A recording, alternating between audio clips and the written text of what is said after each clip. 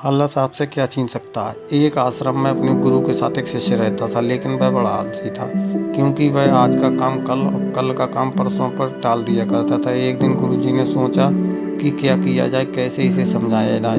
तो उनके दिमाग में एक रणनीति आई और उन्होंने पाठ पढ़ाने का तरीका खोज निकाला।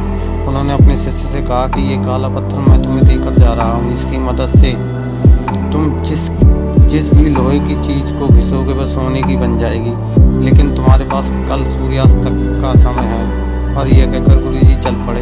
वह आलसी से सोचता रहा कि मैं इस पत्थर से क्या करूँगा, तभी तो मेरे पास काफ़ी समय है और मैं खूब सारा सोना बना लूँगा। आलसी आदमी ने सोते सोते बहुत ख्वाब बन चुके थे, लेकिन उसको पूरा करने की अजमत नहीं उठा रहा था, मतलब प्रयास नहीं कर रहा था, सिर्फ सोच रहा था।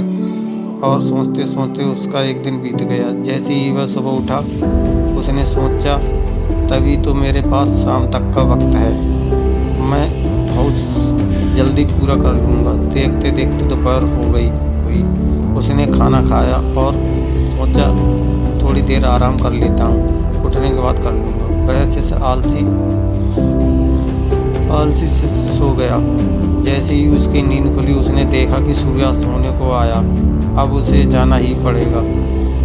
और वह उस काले पत्थर को लेकर बाजार में जा ही रहा था। इतने में गुरुजी उसको मिल गए और पत्थर उससे ले लिया। बोले तुम्हारा समय खत्म हो चुका है।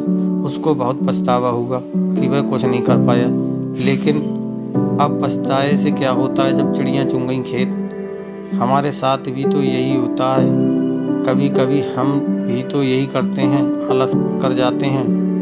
आज का काम कल और आगे से आगे उसे टालते जाते हैं। इससे समय निकल जाता है, क्योंकि समय का पहिया तो रुकने वाला है नहीं। अगर हमने समय के साथ ही हमारे कामों को पूरा नहीं किया तो हमारा भी वैसा ही हाल होगा जैसे उस शिष्य का हुआ।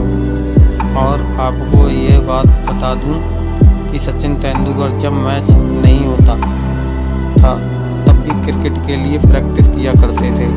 इसलिए जो होता है वही अभी होता है, बाद में कुछ नहीं होता। समय निकल जाता है। आशा करता हूँ आपकी इस सीख को ज़रूर अपनाएंगे और जीवन में आगे बढ़ते रहेंगे।